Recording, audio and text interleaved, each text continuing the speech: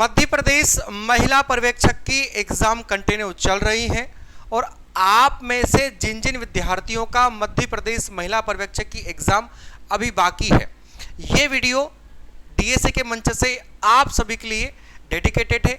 यानी कि वो अभ्यर्थी जो एग्ज़ाम दे चुके हैं, एग्ज़ाम देने के बाद क्या गलतियां करी हैं जिसके कारण स्कोर बहुत डाउन हुआ है, उन गलतियों को आने वाले अभ्यर्थी ना दोहराए और एक्स्ट्रा किन बातों का ध्यान रखें जिससे आपके नंबर बढ़ सकते हैं। पढ़ाई तो आप कर ही रहे हो, साथ में इन बातों को अगर समझ लिए, यानी एग्ज़ाम देने के दौरान जो होने वाली कठिनाइयां हैं, गलतियां हैं, वो अगर समझ लिए आप लोगों ने और गलतियों से बच गए तो आपके 10 से 12 अंक प्लस होते हैं। यानी आपका अगर स्कोर 160 के आसपास है तो 170, 72, 75 नंबर प्लस हो जाते हैं, यानी सिलेक्शन आपका तय हो जाता है। तो इस वीडियो को पूरा देखिएगा, इसमें आपको सारी बातें पता लग जाएगी जो आपके लिए बहुत ज़्यादा ज़रूरी है। सबसे पहली बात तो मैं शुरुआत करूंगा एग्ज़ाम्स के डेट से, यानी जिस दिन आपका एग्ज़ाम है उसके पहले की रात आप लगभग आराम से 8 से 10 घंटे पूरे नींद ले लीजिए, क्योंकि मैं देख रहा हूँ काफ़ी बच्चों को जब हम सेंटर पर जा रहे हैं तो बच्चे कह रहे हैं कि सर थकान बहुत थी, हम पढ़ते ही आ रहे थे, बहुत दूर से ट्रेवल करके आ रहे थे, पेपर सीधा देने चले गए, पानी भी नहीं पिया, प्यास भी नहीं बुझी, भूख भी लग रही थी, नींद भी आ रही थी, समझ नहीं आया क्या करें क्या नहीं करें। तो ये एग्ज़ाम है, आपकी लाइफ का फैसला करेगी, ना कि कोई एक ऐसी एग्ज़ाम है जो आपको सर्टिफिकेट दे देगी। तो नींद पर्याप्त ले। एग्ज़ाम देने से पहले मैं आपको फिर कह रहा हूँ, जिस समय आपके एग्ज़ाम है, जैसे मान लो कि 12 बजे एग्ज़ाम आपके ख़त्म हो रही है, या आप जिस समय आप एग्ज़ाम में हॉल में इंटर कर रहे हो उसके आधे घंटे पहले बिल्कुल फ्री माइंड रहना है। एग्ज़ाम के एक दिन पहले रात को 8 घंटे की नींद पर्याप्त, और एग्ज़ाम देने से पहले आधा घंटा बिल्कुल फ्री माइंड रहना है, ना पॉजिटिव ना नेगेटिव, एकदम फ्री माइंड, रिलैक्स, जो आपको अच्छा लगता है वो विचार आना चाहिए। तो एग्ज़ाम हॉल में क्या होता है, रिकॉल वैल्यू बढ़ती है, जो आपने साल भर तक मेहनत करी है उसकी रिकॉलिंग वैल्यू बहुत अच्छी होती है। इसलिए आपको ये 2 काम सबसे पहले करना है।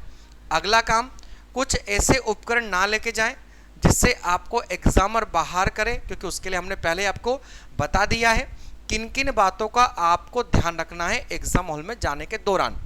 एडमिट कार्ड हो, आधार कार्ड हो, फोटो आपके पास में पर्याप्त हो, वेरिफिकेशन पर्याप्त हो आपका, वो सारी चीज़ें, होली ना खेली हो, मतलब कि अगर खेली हो तो कलर ना हो आपका लगा हुआ है ना, मतलब कि थंब मैच हो जाए, आपका पहचान हो जाए आपकी, थोड़ा इन बातों को ध्यान रखें। फिर उसके बाद क्या होगा, आपका जब इंटर एग्ज़ाम हॉल में इंटर करोगे तो आपको कंप्यूटर चलाते आ रहा है नहीं आ रहा है, इन बातों से कोई फ़र्क नहीं पड़ने वाला, क्योंकि एग्ज़ामर वहाँ पर रहेगा, पूरी हेल्प करेगा। तो आपको जाकर आपकी सीट पर बैठना है।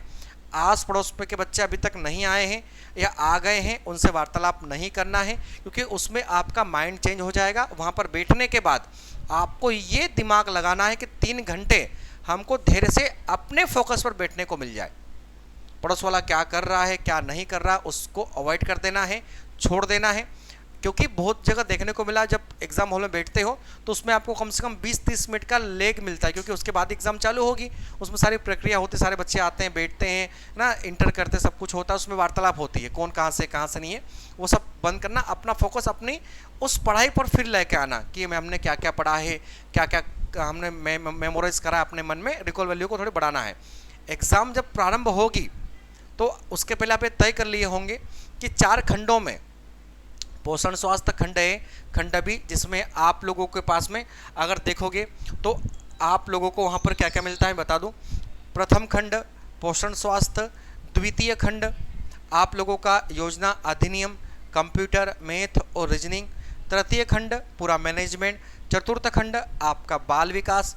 इन चारों खंडों में आप सभी की योग्यताएं अलग अलग होगी, सभी अपनी योग्यताओं के हिसाब से। प्रथम खंड वो सिलेक्ट कीजिएगा या पहला खंड वो उठाइएगा जिसमें आपके ज़्यादा अंक आने की पूरी संभावना हो।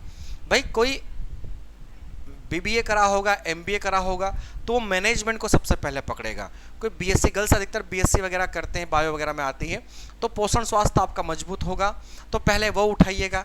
जिसमें आपके नंबर ज़्यादा आ सकते हैं वो खंड सबसे पहले उठाइएगा, ताकि पहली पारी आपके क्या हो, पॉजिटिव वाली हो। फिर उसके बाद में सेकंड खंड उसे उठाइएगा जो आपका अच्छा हो, 70-80% नंबर है उसमें आप गेन कर पा रहे हो, ताकि आपका शुरू के 1.5 घंटे का जो समय है वो बिल्कुल पॉजिटिव जाए, जिसमें आपको थकान हरास महसूस ना हो। और जिन क्वेश्चंस में आपको लग रहा है कि ये डाउट में है, उसको डाउट का टिक लगाकर रखें कागज पर, ताकि समय बचाकर उस पर आएँ और क्वेश्चंस को ज़्यादा देर तक इंतजार ना करवाएं कि भाई आपने 3-3 मिनट दे दिया क्वेश्चन को समझने में ना। सही समय के अंदर होता है 30 से 40 सेकंड में आप क्वेश्चंस को पूरा डिटेल में पढ़ें। क्वेश्चंस को पूरा पढ़े बगैर टिक ना लगाए, चाहे आपको क्वेश्चन आ क्यों ना रहा हो, क्योंकि अगर ऐसा क्वेश्चन आपने टिक लगा दिया जो आपको आता है और दिख भी गया और आपने आधा क्वेश्चन पढ़ा और सही जवाब लगा दिया, वो सही था, कोई दिक्कत नहीं, नंबर पूरे मिल गए। लेकिन ऐसा क्वेश्चन गलत हो जाएगा जिसका आंसर पूरा क्वेश्चन पढ़ने के बाद में चेंज हो रहा होता हो, तो इसलिए उस क्वेश्चंस को पूरा पढ़े। हाँ, थोड़ा फास्ट पढ़ने का समय रखें, मतलब थोड़ा फास्ट पढ़ने की आदत बना लें, ठीक है, ताकि आपको गैप ना महसूस हो अपने क्वेश्चंस के बीच, वो ध्यान रखें। हाँ, हार्ट बीट तेज हो जाती कभी कभी, तो सिप सिप करके पानी पीते रहे, पानी की बोतल आपके पास रहेगी आराम से, कोई दिक्कत नहीं है।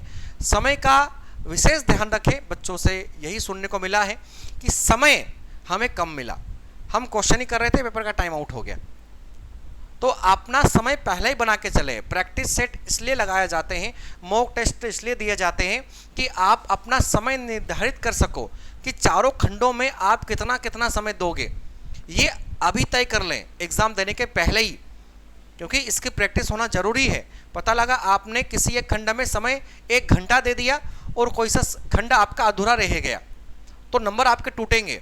तो खंडों पर आपको विशेष करके ध्यान देते आना चाहिए। आई होप मेरी बात को समझ गए होंगे।